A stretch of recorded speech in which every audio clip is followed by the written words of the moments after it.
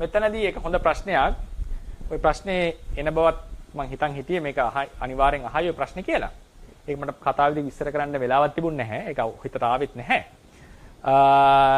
මෙතනදී අපි කතා කරේ පරමාර්ථ ධර්මවල තියෙන අනාත්ම ලක්ෂණේ විතරයි. අනාත්මය කියන එක මහත්මයා ක්‍රම කිහිපයකට විස්තර කරන්නට ඕන.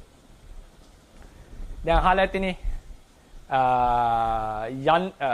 රූපං නිච්ඡං වා රූපං නිච්ඡං වා අනිච්ඡං වා අනිච්ඡං බන්ති.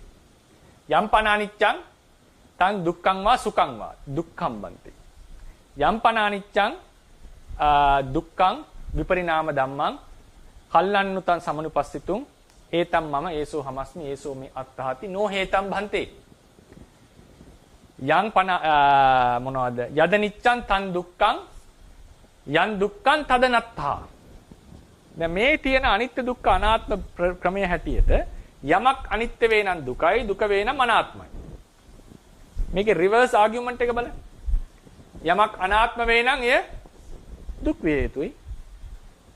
යමක් දුක් වේ නම් එය අනිත්‍ය වේ යුතුයි. එහෙනම් යමක් අනාත්ම නම් දුක් වෙන්නත් ඕනේ අනිත්‍ය වෙන්නත් ඕනේ. යමක් අනිත්‍ය නම් දුක් වෙන්නත් ඕනේ අනාත්ම වෙන්නත් ඕනේ. යමක් දුක් වේ නම් අනිත්‍ය වෙන්නත් ඕනේ අනාත්ම වෙන්නත් ඕනේ.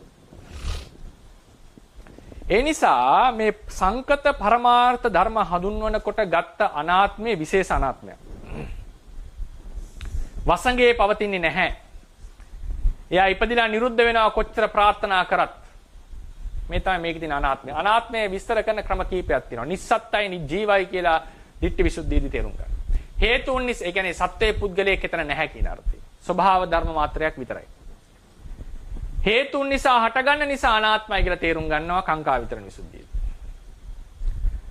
සම්මසන ඥානයේ පටන් යමක් අනිත්‍ය නම් යමක් දුක නම් වසඟේ පවතින්නේ අනාත්මයි කියලා තේරුම් ගන්නවා සම්මසන ඥානයේ ඉඳන් ඉහළට. මේ අනාත්මය විස්තර කරන පුළුවන් ක්‍රම.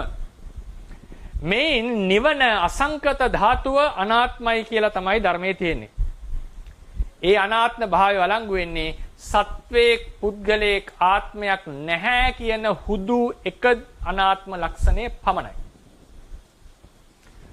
අනිත්‍ය නිසා දුක්ඛ නිසා අනාත්මයි කියන අර්ථය නිර්වාණයට වළංගු වන්නේ නැහැ. හේතුන් නිසා හටගත්ත නිසා අනාත්මයි කියන එක නිර්වාණයට වළංගු වන්නේ නැහැ. නිර්වාණය අනාත්මයි කියලා කියනකොට අනාත්ම ලක්ෂණ අතුරින් සත්වයේක් පුද්ගලයක ආත්මයක් නොවේ කියන එද හුදු එකම අනාත්ම ලක්ෂණයෙන් තමයි නිර්වාණය අනාත්මයි කියලා කිව්වේ.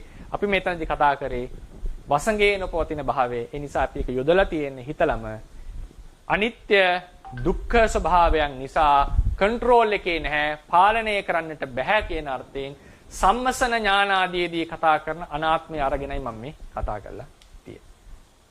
මම හිතනවා ඒක පැහැදිලි වෙන්න ඇති කියලා.